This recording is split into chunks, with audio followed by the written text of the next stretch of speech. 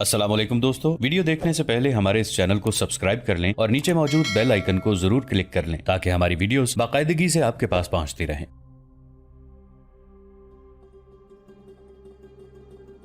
हम आज आपको बताने आए हैं कि एक दो दिनों में कुछ ना किया तो हम मुसलमानों की अताअत कबूल कर लेंगे, और हम आपको ये भी बता देते हैं कि हमने मुसलमानों को पहले भी देखा है।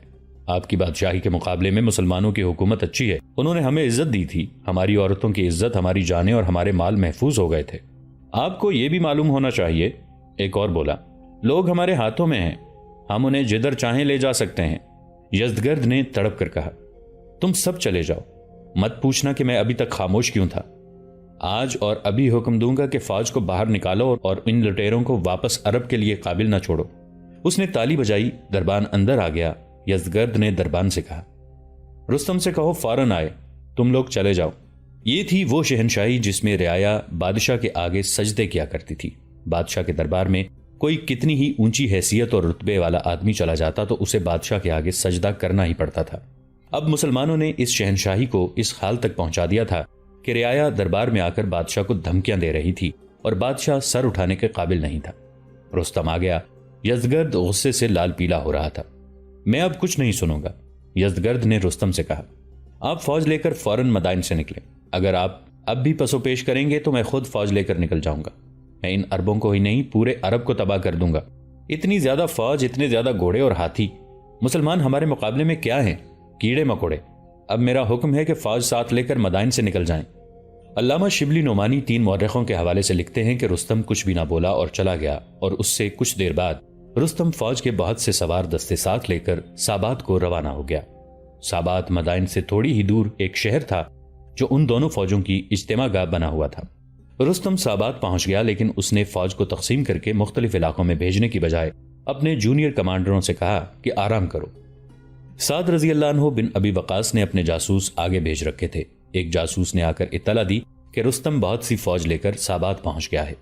साद रजी अल्लाह अन्हु ने हजरत उमर रजी अल्लाह अन्हु के इस हुक्म के मुताबिक कि उन्हें जरा जरा सी बात लिखकर मदीना भेजी जाए, फौरन पैगाम लिखवाया और कासिद को मदीना रवाना कर दिया। फासला तो बहुत ज्यादा था, लेकिन प्यान बरसानी का ऐसा इंतजाम किया गया था कि पैगाम महीनों की बजाय दिनों में पहुंच जाता था। पैगाम अमीरुल मोमिनीन हजरत उमर रजी अल्लाह अन्हु तक पहुंचा तो उन्होंने उसी वक्त जवाब लिखवाया कि तफसीली हिदायत दूसरे खत में दूंगा। तुम फौरी तौर पर 2 काम करो, एक ये कि कूच करो और कादसिया जाकर खैमा जन हो जाओ, जंग के लिए यही मौजू जगह होगी। दूसरा काम ये करो कि यज़दगर्द को इस्लाम कबूल करने की दावत दो। ये ख्याल रखना कि जो आदमी मदाइन जाएं वो तुम्हारे मुंतखब किए हुए दानिशमंद और मुअज़्ज़ज़ हों, और वहीं से जो जवाब आए वो लिख कर भेजना। ये हिदायत पहुंचते ही साद बिन अबी वकास रजी अल्लाह अन्हु ने यज़दगर्द के पास भेजने के लिए एक वफ्द तश्कील दिया, जिनमें ये हजरात शामिल थे: अत्तारद बिन हाजिब, अशस बिन कैस, हारिस बिन हस्सान, उमर बिन मादी कर्ब, मुगीरा बिन शौबा, मुन्ना बिन हारिसा, नौमान बिन मुकर्रन, बसर बिन अबी दहम, फुरात बिन हयान अल अजल, अदी बिन सुहेल और मुगीरा बिन जरारा। तारीख में 14 लोगों के नाम महफूज हैं। ये वफ्द मदाइन गया। यज़दगर्द ने उन्हें बुला लिया। वफ्द के हर आदमी ने अरबी जुब्बा पहन रखा था। हर एक के कंधे पर यमनी चादर थी और हर एक के हाथ में एक एक कोड़ा यानी चमड़े का हंटर था। यज़दगर्द ने उन्हें देखा तो उसके होंठों पर तंजिया मुस्कुराहट आ गई। उसने अपने दरबारियों से कहा, क्या ये हैं मुसलमान? इनका लिबास देखो, क्या ये इन कोड़ों से लड़ेंगे? तुम हमारे मुल्क में क्यों आए हो? यज़दगर्द ने नखवत और रौनत के लहजे में पूछा, क्या तुम ये तवक्को लेकर आए हो कि हम पर फतह पालोगे? ए फारस के बादशाह, नौमान बिन मुकर्रन ने कहा, शहनशाही सिर्फ अल्लाह की है, हम तुझे कबूल इस्लाम की दावत देने आए हैं। नौमान बिन मुकर्रन ने रसूल अल्लाह सल्लल्लाहु अलैहि वसल्लम की रिसालत और आप सल्लल्लाहु अलैहि वसल्लम की तालीमात और इस्लाम का मुकम्मल तारुफ करा के कहा, अगर तुझे कबूल इस्लाम से इनकार है तो जिजिया की अदायगी कबूल कर ले। अगर ये भी नहीं तो फैसला तलवार करेगी। अगर तूने दीनुल्लाह कबूल कर लिया तो हम अल्लाह की किताब तेरे पास छोड़ जाएंगे, फिर तुझे अपने फैसले इस किताब के मुताबिक करने पड़ेंगे। वो बदबख्तो, यज़दगर्द ने गुस्से और हक़ारत से कहा, मैंने दुनिया में तुमसे ज्यादा बदबख्त और खस्ता हाल कौम कोई नहीं देखी। क्या वो वक्त भूल गए हो जब तुम कभी सरकशी करते थे तो हम सरहदी बस्तियों के लोगों को कह देते थे और वो तुम्हें मार पीट कर तुम्हारा दिमाग दुरुस्त कर दिया करते थे? फारस की तरफ से तुम पर कभी फौजकशी नहीं हुई। इस वजह से शायद तुम इस खुशफहमी में मुब्तला हो गए हो कि तुम फारस पर फतह पालोगे। तुम अगर बहुत ही ज्यादा तादाद में आ गए तो भी हमारा कुछ नहीं बिगाड़ सकोगे। اس طرح احمقوں کی طرح اکڑنا چھوڑ دو۔ ہاں، اگر تمہارے ملک میں قحط پڑ گیا یا تم لوگ مفلسی سے تنگ آ کر ادھر کو آ گئے ہو تو ہم تمہارے کھانے پینے کا بندوبست کر دیں گے، اور ہم اس وقت تک تمہیں اناج وغیرہ دیتے رہیں گے جب تک تم اپنا اناج پیدا کرنے کے قابل نہیں ہو جاتے۔ ہم تمہارے سرداروں کو اچھے کپڑے پہنائیں گے اور تم پر ایسے شخص کو بادشاہ مقرر کریں گے جو تمہاری ضروریات پوری کرتا رہے گا اور تمہارے ساتھ مشفقانہ برتاؤ رکھے گا۔ یزدگرد کے یہ الفاظ تاریخ میں محفوظ ہیں۔ مسلمانوں کا وفد خاموشی سے سنتا رہا، لیکن مغیرہ رضی اللہ عنہ بن شعبہ برداشت نہ کر سکے، اٹھ کھڑے ہوئے۔ او بادشاہ، مغیرہ رضی اللہ عنہ نے کہا، بادشاہ کے غرور کو دماغ سے نکال اور یہ دیکھ کہ یہ سب عرب کے سردار، شرفاء اور معززین ہیں۔ معزز کی عزت وہی کرتا ہے جس کی اپنی کچھ عزت ہو۔ انہوں نے ابھی تجھے ساری باتیں نہیں کہیں، مجھ سے بات کر، میں تجھے جواب دیتا ہوں۔ تو ٹھیک کہتا ہے کہ ہم خستہ حال تھے۔ ہاں، ہم خستہ حال تھے اور اب بھی ویسے ہیں، لیکن اسلام نے ہمیں جو دولت دی ہے وہ تو نہیں سمجھتا، وہ سمجھنے کی کوشش کر۔ سن لے، اسلام قبول کر لے یا جزیہ، یا پھر جنگ کے لیے تیار ہو جاؤ، پھر دیکھنا خستہ حال کون ہے۔ اگر ایلچیوں اور قاصدوں کا قتل درباری اصول کے خلاف نہ ہوتا تو تم میں سے کوئی بھی یہاں سے زندہ واپس نہ جاتا۔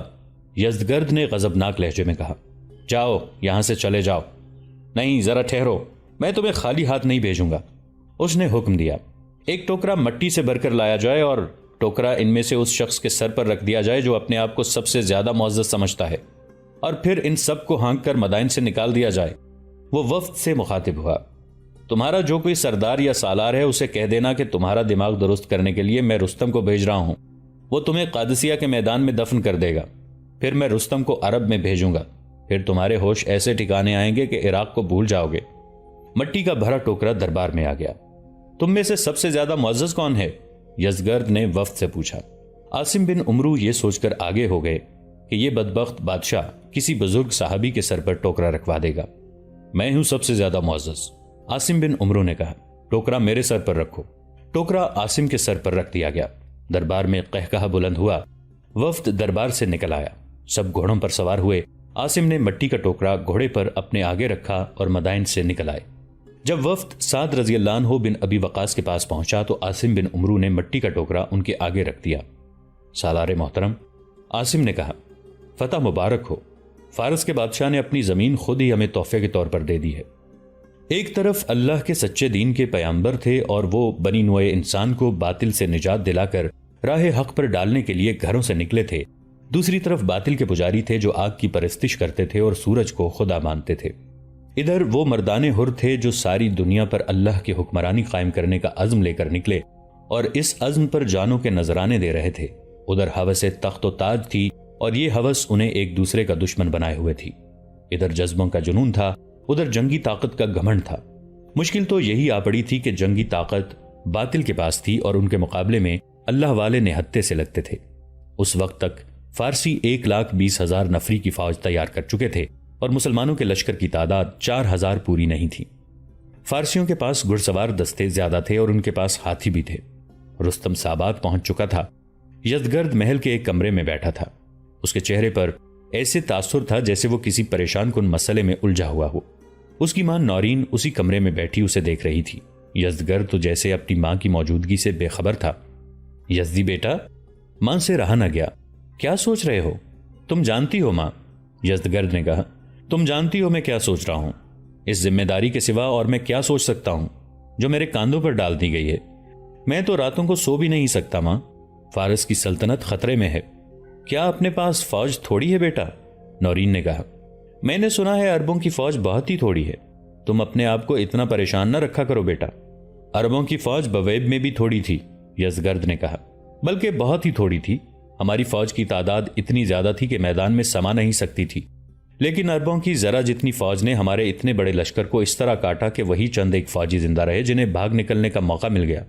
بات یہ ہے ماں، عرب کے یہ مسلمان جان قربان کرنے کے لیے لڑتے ہیں اور ہمارے فوجی جانیں بچانے کے لیے لڑتے ہیں۔ لیکن یزدی، نورین نے کہا، تم اکیلے کیا کر سکتے ہو؟ میں تمہیں زندہ سلامت دیکھنا چاہتی ہوں۔ فوج ہار گئی تو اس میں تمہارا کیا قصور ہوگا؟ میری ذمہ داری ہے ماں، یزدگرد نے کہا۔ جس طرح تمہیں مجھ سے پیار ہے اسی طرح مجھے اپنے وطن سے پیار ہے۔ مت بھولو ماں، یہ میرے باپ کسرا پرویز کی سلطنت ہے، یہ میرا ورثہ ہے، یہ تمہارا ورثہ ہے۔ اس کی خاطر میرے باپ کو قتل کیا گیا تھا۔ یہ بھی سوچو کہ مجھے لوگ لائے ہیں، اگر کوئی مجھے یقین دلا دے کہ میں جان دے دوں تو سلطنت فارس ہمیشہ قائم و دائم رہے گی تو میں ابھی جان دے دوں گا۔ ایسی باتیں نہ کر یزدی، ماں نے تڑپ کر کہا۔ میں پوری سلطنت تمہاری جان پر قربان کر دوں بیٹا۔ میری بات سن لو ماں، یزدگرد نے کہا۔ اگر مجھے زندہ رکھنا تھا تو مجھے چھپا کر ہی رکھتی، میں تمہارے پنجرے میں گمنام پڑا رہتا۔ مجھے میدان میں لے آئی ہو تو مردوں کی طرح مجھے اپنا فرض ادا کرنے دو۔ میں مر گیا تو کیا ہو جائے گا؟ فارس کی ہزارہ مائیں رو رہی ہیں، مجھے اپنے پیار کی زنجیروں میں نہ جکڑو ماں۔ میں سابات جا رہا ہوں، 2-3 دنوں تک چلا جاؤں گا۔ تم جا کر کیا کرو گے بیٹا؟ ماں نے کہا۔ رستم اور جالینوس فوج لے کر چلے گئے ہیں، پتہ چلا ہے کہ عربی مسلمان قریب آ گئے ہیں، وہاں لڑائی ہوگی۔ میں لڑنے کے لیے نہیں جا رہا ماں، یزدگرد نے جھنجھلا کر کہا۔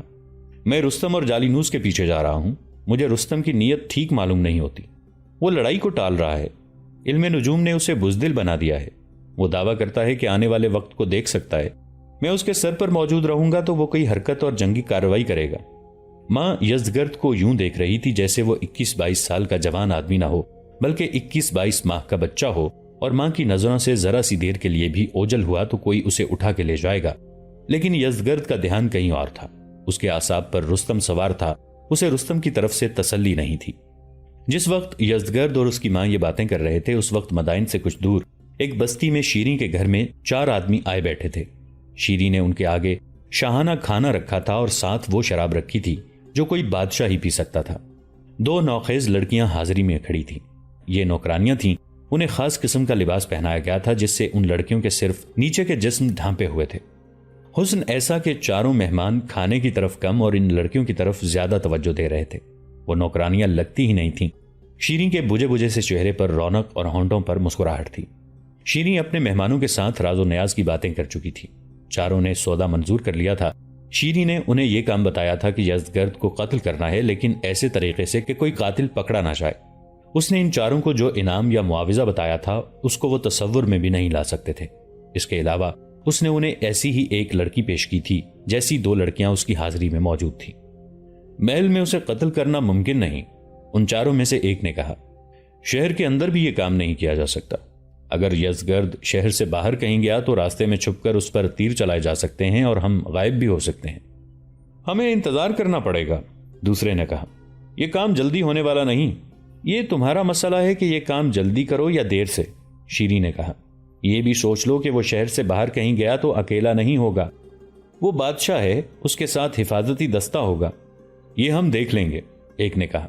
2 دن ہی گزرے تھے کہ یزدگرد سابات جانے کی تیاری کر رہا تھا اور اس کی ماں اسے جانے سے روک رہی تھی۔ کچھ نہیں ہوگا ماں، یزدگرد نے نورین سے کہا۔ مجھے کچھ نہیں ہوگا، میں اب بچہ نہیں ہوں، آج نہ جاؤ، نورین نے روتے ہوئے کہا۔ 2 روز بعد چلے جانا، میں نے بہت برا خواب دیکھا ہے، خوابوں کی دنیا سے نکلو ماں، یزدگرد نے ماں کو ٹوکتے ہوئے کہا۔ فارس کی زمین میں بھی میری ماں ہے، میں نے اس ماں کی آبرو کو بچانے کی قسم کھائی ہے۔ نہیں یزدی، ماں نے لپک کر اسے بازوؤں میں جکڑ لیا۔ آج نہیں جانے دوں گی، میرا دل کہتا ہے کہ آج کچھ ہو جائے گا۔ یزدگرد جوان آدمی تھا، اس نے ایک جھٹکے سے اپنی ماں کو اپنے بازوؤں سے آزاد کرا لیا اور کسی کو بلا کر کہا کہ اس کی ماں کو یہاں سے لے جائے۔ 3-4 خادمائیں آ گئیں اور انہوں نے نورین کو پکڑ لیا۔ یزدگرد نے انہیں اشارہ کیا کہ اسے گھسیٹ کر لے جاؤ۔ یزدگرد باہر نکل کر گھوڑے پر سوار ہوا تو بھی اسے اپنی ماں کی گھٹی گھٹی چیخیں سنائی دے رہی تھیں۔ وہ ماں کو اپنے ساتھ سابات بھی لے جا سکتا تھا، لیکن اسی خطرے کے پیش نظر نہ لے گیا کہ وہ قدم قدم پر اس کے راستے کی رکاوٹ بن جائے گی۔ یزدگرد کے آگے اور پیچھے محافظ دستے کے گھڑ سوار تھے، ایک جرنیل بھی اس کے ساتھ تھا۔ وہ جب شہر سے نکل کر کچھ دور چلا گیا تو محل میں اس کی ماں آہوزاری کرتے کرتے نیم جان ہو گئی تھی۔ مجھے شہر پناہ تک پہنچا دو، نورین نے التجا کی، میں اپنے یزدی کو جاتے ہوئے دیکھنا چاہتی ہوں۔ اسے شہر کی دیوار پر لے گئے، اس نے دیکھا اس کے بیٹے کا فوجی قافلہ بہت دور جا رہا تھا، اس کے آنسو بہ رہے تھے۔ یہ تو سب جانتے تھے کہ نورین اپنے بیٹے کے متعلق بہت حساس ہے اور اسے اپنی نظروں سے اوجھل نہیں ہونے دیتی، لیکن اس روز اس کی جذباتی حالت اس کے اپنے قابو میں نہیں آ رہی تھی اور وہ خود دوسروں کے ہاتھوں سے نکلی جا رہی تھی۔ وہ ماں تھی، اس کی روح اپنے اس اکلوتے اور یتیم بیٹے میں تھی۔ ماں کو تو جیسے اشارہ مل گیا تھا کہ اس کا بیٹا کسی خطرے میں جا رہا ہے اور وہ خیریت سے واپس نہیں آئے گا۔ یہ اشارہ بے بنیاد نہیں تھا۔ ان 4 آدمیوں کو جن کے ساتھ شیریں نے یزدگرد کے قتل کا سودا کیا تھا پتہ چل گیا تھا کہ یزدگرد سابات جا رہا ہے۔ شاہی محل کے کارندوں میں ان کا کوئی آدمی تھا جس نے انہیں قبل از وقت بتا دیا تھا۔ 2-4 الصبح گھڑ سواروں پر سوار ہوئے اور سابات کے راستے میں انہوں نے گھات کی ایسی موزوں جگہ تلاش کر لی جہاں سے وہ یزدگرد پر تیر چلا کر بھاگ سکتے تھے۔ یہ ایک خاصی اونچی ٹیکری تھی جو اونچی گھاس، گھنی جھاڑیوں اور درختوں سے ڈھکی ہوئی تھی۔ اس کے دامن میں ایک چشمہ تھا جس نے چھوٹی سی جھیل کی صورت اختیار کر رکھی تھی۔ اس کے سامنے والے کنارے کے ساتھ ساتھ سابات کی طرف جانے والا راستہ گزرتا تھا۔ ٹیکری کے پیچھے پہاڑی تھی۔ اس کے اور ٹیکری کے درمیان اتنا فاصلہ تھا کہ 3-4 گھوڑے ٹیکری اور پہاڑی کے درمیان سے گزر سکتے تھے۔ پہاڑی میں ایک جگہ کٹاؤ تھا جس میں سے گزرا جا سکتا تھا۔ ان 4 آدمیوں نے گھات لگائی تھی۔ گھوڑے ٹیکری کے پیچھے کھڑے تھے۔ کرائے کے ان 4 قاتلوں میں سے 2 کے پاس کمانیں تھیں۔ وہ ایسی جگہ بیٹھ گئے تھے جہاں سے وہ اچھی طرح سامنے دیکھ سکتے تھے اور ادھر سے یہ کسی کو نظر نہیں آتے تھے۔ ان کے استاد نے انہیں بتایا تھا کہ یزدگرد پر بیک وقت 2 تیر چلانا اور کمانوں سے تیر نکلتے ہی ٹیکری کے پیچھے چھپ کر گھوڑوں پر سوار ہونا اور گھوڑے دوڑا کر پیچھے والی پہاڑی کے کٹاؤ میں نکل جانا۔ اس تجربہ کار آدمی نے کہا تھا کہ یزدگرد کو تیر لگیں گے تو اس کے ساتھی اور محافظ بوکھلا جائیں گے۔ کچھ دیر کے لیے سب کی توجہ یزدگرد پر مرکوز ہو جائے گی۔ تعقب کا خیال انہیں تھوڑی دیر کے بعد آئے گا اور اتنے وقت میں تم دور پہنچ چکے ہوگے۔ یہ چاروں یزدگرد سے بہت پہلے مدائن سے نکل آئے اور انہوں نے رفتار بھی تیز رکھی تھی، اس لیے انہیں یزدگرد کا خاصا زیادہ انتظار کرنا پڑا۔ آخر ان کا شکار انہیں آتا دکھائی دینے لگا۔ جب یہ قافلہ چشمے کے قریب آیا تو یزدگرد نے حکم دیا کہ جو لوگ پانی پینا چاہیں پی لیں اور گھوڑوں کو بھی پانی پلا لیا جائے۔ قافلہ رک گیا اور سب گھوڑوں سے اتر آئے۔ یزدگرد کی ماں مدائن میں تڑپ رہی تھی۔ اس کی خادمائیں اسے بہلا بہلا کر تھک گئیں تو انہوں نے 2-3 جرنیلوں کی بیویوں کو اطلاع دی۔ وہ دوڑی گئیں اور یزدگرد کی ماں کو تسلیاں دینے لگیں، لیکن ماں پر تو جیسے نزع کا عالم طاری ہو گیا تھا۔ وہ اکلوتا اور یتیم بیٹا جس کے لیے ماں تڑپ تڑپ کر بے حال ہوئی جا رہی تھی، وہ بیک وقت 2 تیر اندازوں کی شست میں آ گیا تھا۔ وہ گھوڑے سے اتر کر چشمے کے کنارے کھڑا ہو گیا تھا۔ چشمے کا پانی اتنا شفاف تھا کہ جھیل کی تہ بھی دکھائی دے رہی تھی۔ تیر اندازوں نے کمانوں میں تیر ڈال لیے تھے اور کمانیں کھینچ رہی تھیں۔ یزدگرد نے اس طرف دیکھا۔ اسے قدرت کا یہ حسن اچھا لگا ہوگا۔ اسے بتانے والا کوئی نہ تھا کہ یہ موت کا حسن ہے اور اس کی زندگی 1-2 لمحے ہی رہ گئی ہے۔ ان 1-2 لمحوں میں ایک کمان کی پنک سنائی تھی۔ کمان سے تیر نکلا، لیکن اس تیر کا رخ یزدگرد کی طرف نہیں بلکہ ان دونوں تیر اندازوں میں سے ایک کی طرف تھا۔ وہ تیر انداز یزدگرد کو شست میں لے چکا تھا، لیکن یزدگرد وہاں سے ہٹ کر چل پڑا۔ کمان سے نکلا ہوا تیر انداز کے پہلو کی طرف سے آ رہا تھا۔ تیر ایک طرف سے اس کی شہرگ میں داخل ہوا اور آدھی لمبائی تک دوسری طرف نکل کر وہیں رک گیا۔ تیر انداز کے حلق سے خراٹا نکلا اور اس کے ہاتھ سے کمان گر پڑی۔ تیر جو اس نے کمان میں ڈالا ہوا تھا وہ بھی ہاتھ سے چھوٹ گیا۔ دوسرے تیر انداز نے اپنے ساتھی کو دیکھا تو اس نے کمان نیچے کی اور وہاں سے بھاگ اٹھا۔ اس کے 2 اور ساتھی ٹیکری کے نیچے کھڑے تھے۔ وہ سمجھے کہ ان کے تیر انداز ساتھی اپنا کام کر رہے ہیں۔ وہ کود کر گھوڑوں پر سوار ہوئے اور ایڑ لگا دی۔ ذرا سی دیر میں وہ پچھلی پہاڑی میں سے گزر گئے۔ ان گھوڑوں کے ٹاپ یزدگرد اور اس کے قافلے نے سنے اور کان کھڑے کیے۔ پھر ٹاپ دور نکل گئے۔ تیسرا گھڑ سوار بھی بھاگ گیا۔ چوتھا ٹیکری کے اوپر ہی پڑا رہ گیا۔ ٹیکری کے اوپر 2 آدمی اونچی گھاس اور جھاڑیوں میں چھپتے تیر انداز تک پہنچے۔ وہ اب تک تڑپ رہا تھا اور اس کی شہرگ سے خون کا فوارہ جاری تھا۔ ان دونوں آدمیوں نے تڑپتے ہوئے تیر انداز کو پاؤں سے پکڑ کر گھسیٹا اور اسے چشمے کی طرف ٹیکری سے لڑکا دیا۔ وہ لڑکتا ہوا چشمے کے کنارے پر جا رکا۔ یزدگرد اور قافلے والوں نے اسے دیکھا، پھر اوپر دیکھا۔ وہاں 2 آدمی کھڑے تھے۔ دونوں نیچے اترے اور یزدگرد کے سامنے جا کھڑے ہوئے۔ ساران، یزدگرد نے ان میں سے ایک کو پہچان کر پوچھا، تم یہاں کیسے؟ یہ کیا ہے؟ کون ہے یہ؟ ساران وہ شخص تھا جو یزدگرد کی ماں نورین کے پاس گیا اور اسے بڑی مشکل سے قائل کیا تھا کہ وہ یزدگرد کو مدائن لائے، کیونکہ تمام سرکردہ لوگ اسے تخت پر بٹھانا چاہتے ہیں۔ ماں ڈرتی تھی کہ فارس کا تخت اپنے بہت سے وارثوں کا خون پی چکا ہے اور وہ اپنے بیٹے کو قتل نہیں کرانا چاہتی۔ ساران نے یزدگرد کی جان کی حفاظت کی ذمہ داری اپنے سر لی تھی۔ یزدگرد نے بھی ماں سے کہا تھا کہ اگر لوگ چاہتے ہیں تو وہ اپنے باپ کی سلطنت کی سلامتی کے لیے مدائن جائے گا۔ تاریخ جو قرائن پیش کرتی ہے ان سے یہ حقیقت سامنے آتی ہے کہ نورین خسرو پرویز کی بیویوں میں سے ایک تھی، لیکن یزدگرد ساران کا بیٹا تھا۔ یہ قرائن پہلے تفصیل سے سنائے جا چکے ہیں۔ اب یزدگرد ساران کو ایک آدمی کے ساتھ مدائن سے دور ایک چشمے پر دیکھ رہا تھا اور ایک آدمی تیر شہرگ میں اترا ہوا ٹیکری سے لڑکتا نیچے آیا۔ ساران یزدگرد کو الگ لے گیا۔ دوستو، آج کے لیے اتنا ہی۔ اسی کہانی کی اگلی قسط کے ساتھ بہت جلد حاضر ہوں گے۔ نیچے کامنٹ سیکشن میں اپنی رائے کا اظہار ضرور کیجیے گا۔ ہمارے اس چینل کو سبسکرائب کر کے نیچے موجود بیل آئیکن کو بھی ضرور کلک کیجیے گا۔ اگلی ملاقات تک کے لیے ہمارا اور آپ کا اللہ نگہبان۔